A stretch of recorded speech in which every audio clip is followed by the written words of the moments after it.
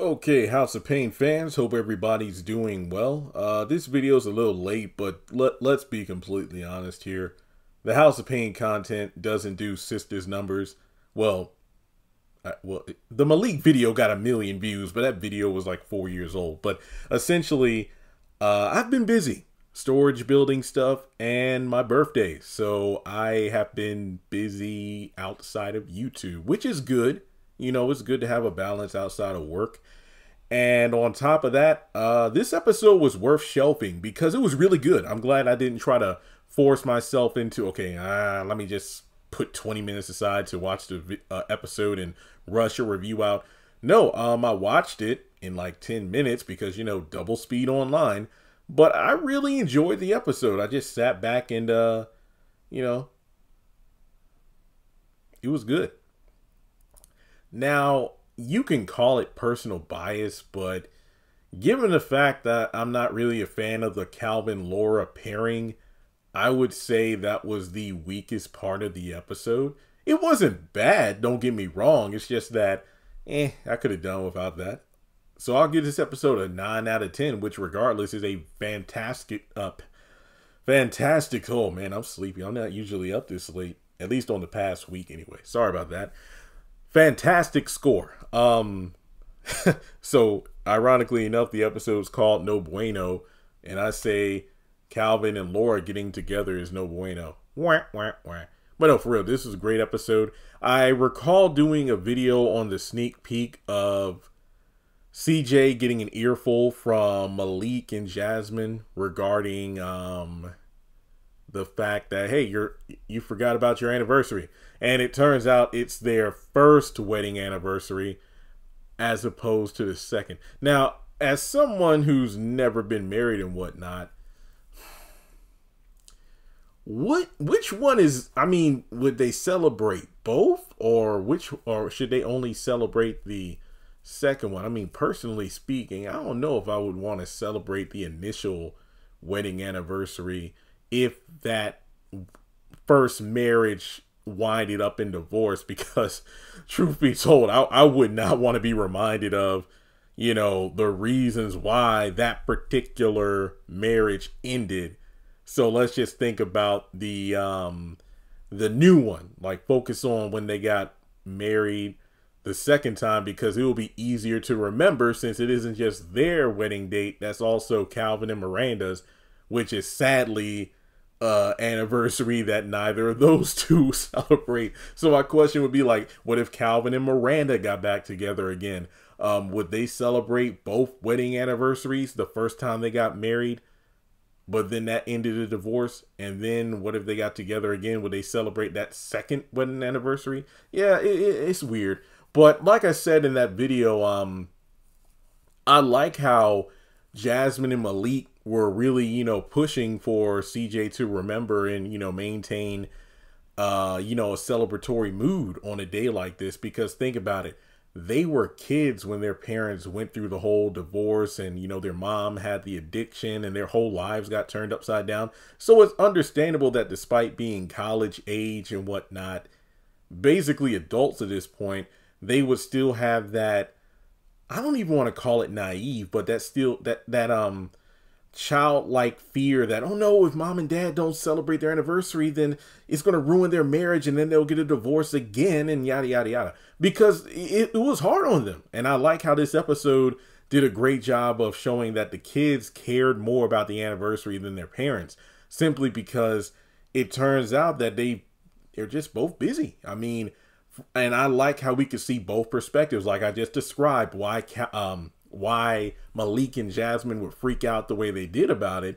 But then on top of that, CJ and Janine, they have a lot on their plate, you know, even though they struggle to admit it.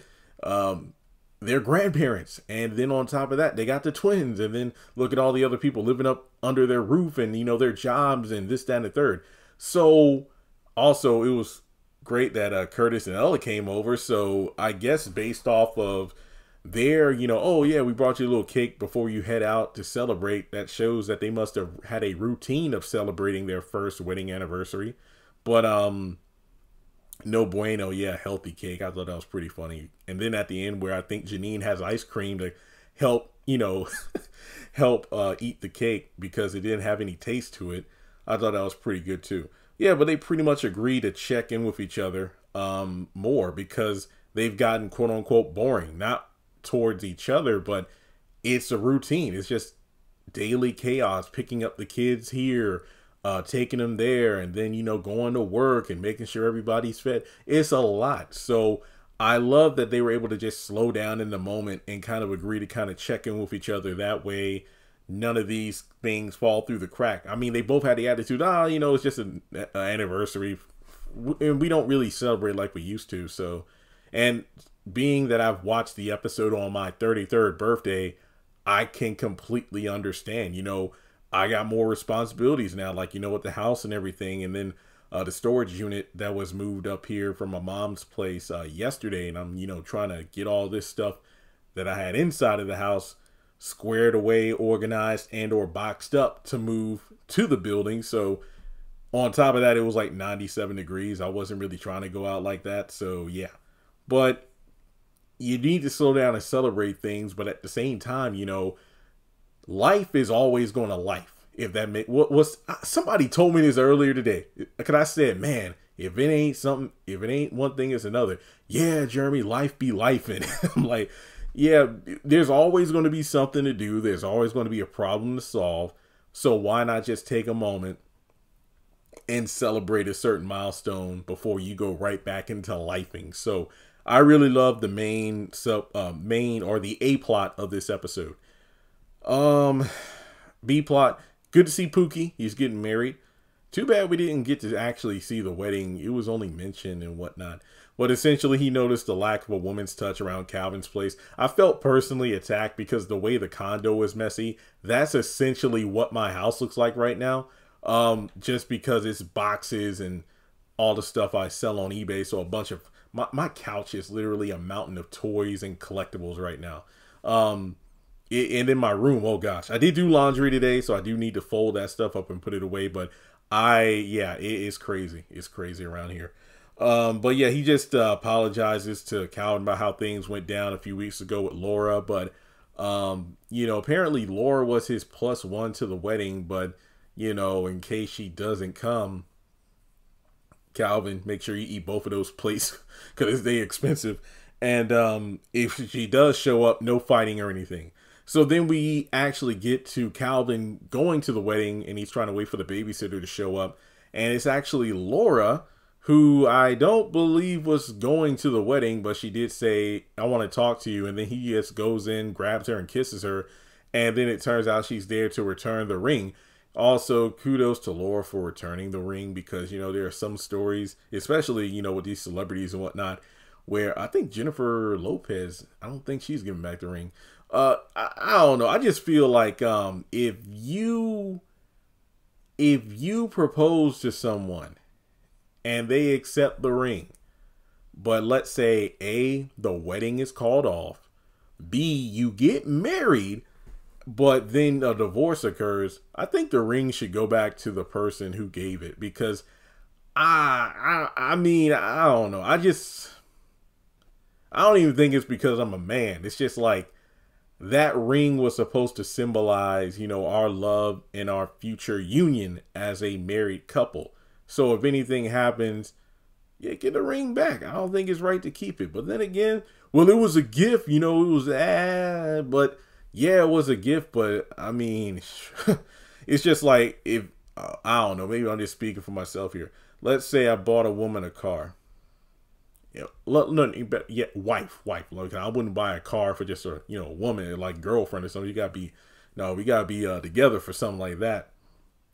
If I bought my wife a car,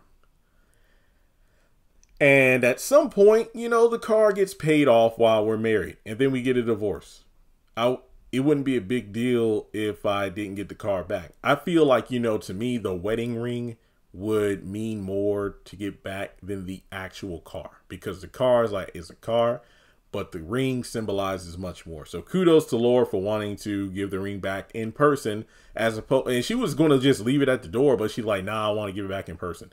So, she is confronted by the truth about the dating profile because Calvin pulls it up and then she's like, nah, you say it's Peanuts, but that could have been you under a different name or something. And then she sees the video footage from the doorbell cam, and then she does apologize, which I found great.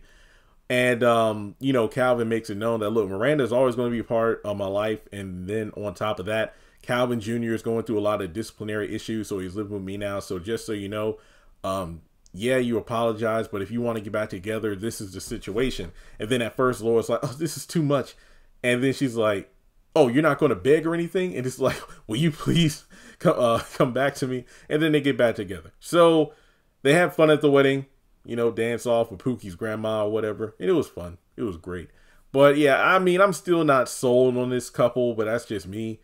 I do feel like, I feel like at this point, Laura's in a, hey, Calvin's going to come with a lot of baggage. But at the same time, I look at her like, well, the way you walked out on Calvin because you assumed something, I don't even know if that makes you any better than Miranda for walking out on Calvin. Like, what is it? House of Payne clips or something like that on Instagram. House of Payne and assisted living clips. A lot of times, you know, they'll post clips of Calvin and Miranda, and Calvin, yet he was no saint. He met, well, didn't he kiss? What was the neighbor? The neighbors across the street, the Hispanic family, the Hernandezes, and I think Mercedes and Calvin worked at the same place or something, and they would carpool. Didn't he kiss her at some point?